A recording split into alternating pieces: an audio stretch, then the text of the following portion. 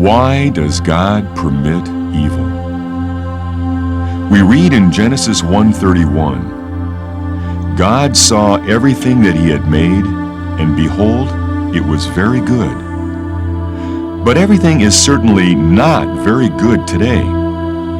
What happened to change the situation? Why did God permit evil to get a start in the world and develop to the extent that it has?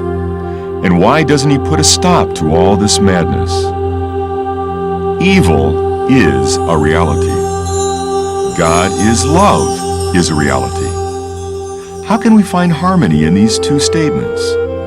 To believe in God, one must have faith that he is loving and wise, and providing all things for man's ultimate good. God, whose character is supreme love, would not have permitted 6,000 years of evil to reign over his creation without an ultimately useful purpose and grand outcome. It would truly be a horrible thought that a God who claims to be love would create billions to live on earth in sorrow, only to send them to a future of eternal torment. We know that God is just and good and hates evil of every kind. In Psalms 5:4 it states, "Thou art not a God that hath pleasure in wickedness, neither shall evil dwell with thee." To understand why God permits evil, we must first realize the difference between permitting and causing. God has permitted man to have a temporary experience with evil, so that all will come to know firsthand the contrast between living righteously or selfishly in disobedience. And by faith we trust that God would not permit this experience with evil to last forever. The cause of evil is sin. Not only personal sin, but inherited sin. The scriptures state, "Dying thou shalt die," was our inheritance from Father Adam. Fellowship with God having been cut off, man's distressed mind affected his physical health, and soon disease permeated the perfect organism. Man lost his dominion over himself and his dominion over nature. Yes, the calamities in nature are the result of disobedience as well. God said, "Cursed is the ground for thy sake," in Genesis 3:17. Man must endure an unfriendly earth as part of the penalty for disobedience. God purposely made the test upon Adam simple, plainly stating, "Of every tree of the garden thou mayest freely eat, but of the tree of the knowledge of good and evil thou shalt not eat of it. For in the day that thou eatest thereof, thou shalt surely die." Genesis 2:16 and 17. If it had been a difficult thing the Lord required of him, Adam might have been excused, because obedience would have been beyond his capabilities. No, Adam was simply forbidden to eat of the fruit of only one of the many trees of the garden. Here, Satan found an opportunity to carry out his prideful scheme. He had concluded that if he could convince Mother Eve that God was withholding something beautiful from her, he could slowly win the confidence of the first couple. Eventually, Satan thought the whole dominion of earth would be his. Little did he know that his lie, "Ye shall not surely die," would plunge the entire human race into a spiral of mental, moral, and physical disease, and finally death. Satan did gain the fruitage of his pride. Paul titles him the god of this world in 2 Corinthians 4:4. Yet Satan's rebellion has cost him not only the lives of all who have ever lived, but his own life. Embodied in the curse to Adam and Eve in Genesis 3:15 and Revelation 20:10 and 14, is the curse to Satan that one day the seed of the woman will cast a fatal blow to the serpent's head, and he will surely die. Beside intuition, observation, and information, the only other way to learn is by experience. Why did Eve believe Satan when God said plainly, "Thou shalt surely die"? Because of Eve's innocent inexperience, she was childlike and naive, and was easily deceived when the crafty adversary said to eat the forbidden fruit, for it would make her wise. Thus, without the benefit which we now have of experience, Eve believed the first lie, and Adam, in turn, knowingly disobeyed his Creator. The death penalty was enforced. Adam began to die, and all his descendants have been born dying ever since. As it states in Romans 5:12, "As by one man sin entered into the world, and death by sin, and so death passed upon all men, for that all have sinned." Soon, by benefit of experience, mankind will have learned to hate evil and to desire obedience and its resultant rewards. In Ecclesiastes 1:13 it states, "This sore travail hath God given to the sons of man to be exercised therewith." Experience has truly been the best teacher. God could have prevented sin from entering the world by programming man to be blindly obedient. But man would be no better than a robot, without true happiness. No, he was created in God's image with the ability to love and obey by choice. Because of the vivid lessons provided by the cruel consequences of disobedience, man is learning why obedience to God is the most beneficial option. Man will choose to love and respect his fellow man and environment. And more importantly, he will render to God the love, respect, and obedience he desires and deserves. Because God is love, he will not always permit evil to reign over man.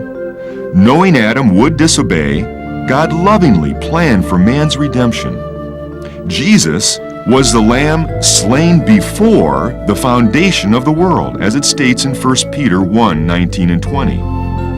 God's gift of salvation was the greatest demonstration of fatherly suffering in history, watching his only begotten Son suffer the agony of being vilified and crucified. Is there any doubt what great love God has for the human race? It states in Romans 5:8, "God commendeth his love toward us, in that while we were yet sinners, Christ died for us." Yes, God's plans include a merciful escape from our suffering and death.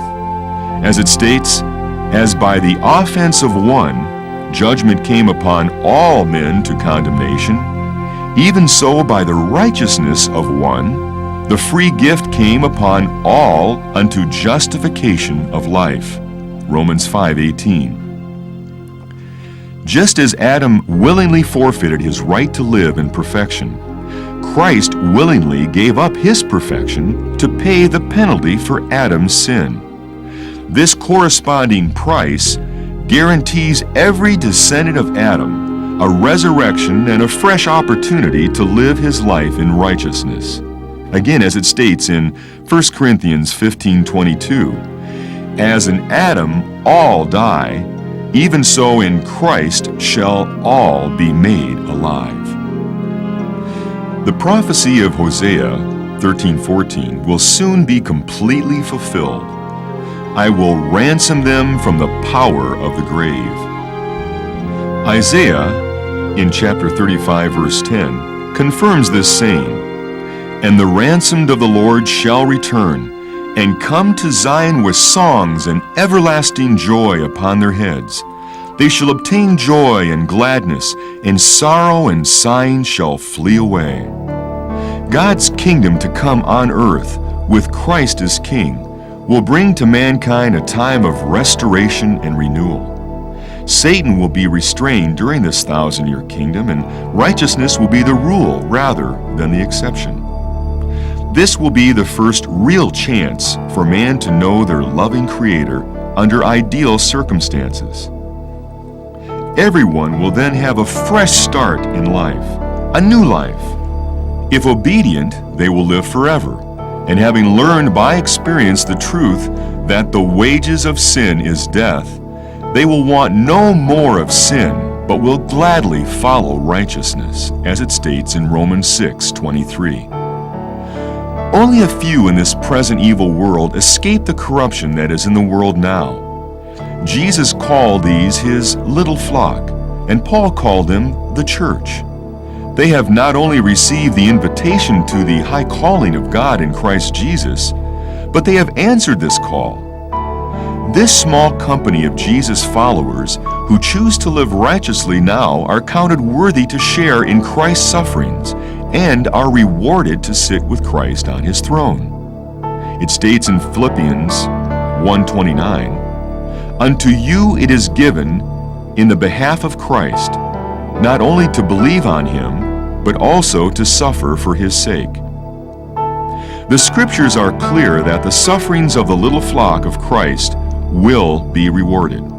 It says in 2 Timothy 2:12, "If we suffer, we shall also reign with him." And again in Revelation 2:10, "Be thou faithful unto death, and I will give thee a crown of life." And also in Revelation 26, "Blessed and holy is he that hath part in the first resurrection. They shall be priests of God and of Christ, and shall reign with him 1,000 years." If there is then a first resurrection, by implication there must be a second resurrection of the dead. This is the purpose for which Christ and his church reign 1,000 years, to bring the resurrected world of mankind up the highway of holiness to perfection. It states in Isaiah 26:9 and in Isaiah 35:8, "When thy judgments are in the earth, the inhabitants of the world will learn righteousness." Oh, what a marvelous God we have. Again in Lamentations 3:23, "In our affliction, he is afflicted," or suffers. God's compassions fail not. This is our assurance that his chastenings are rehabilitative, so that his beloved wayward children might be restored to the bosom of his favor. Yes, God chastens to heal.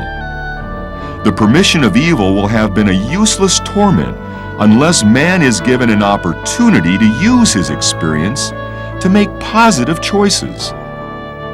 To return to the days of one's youth is to begin again. All the troubles and tribulations of the past, instead of being worse than useless torments, will be valuable guides. Death is not the irrevocable end of human existence. It is the final experience of an everlasting lesson. If you would like to learn more about why God permits evil and God's wonderful plan for mankind, call toll-free 888-77-BIBLE. That's 888-77-BIBLE.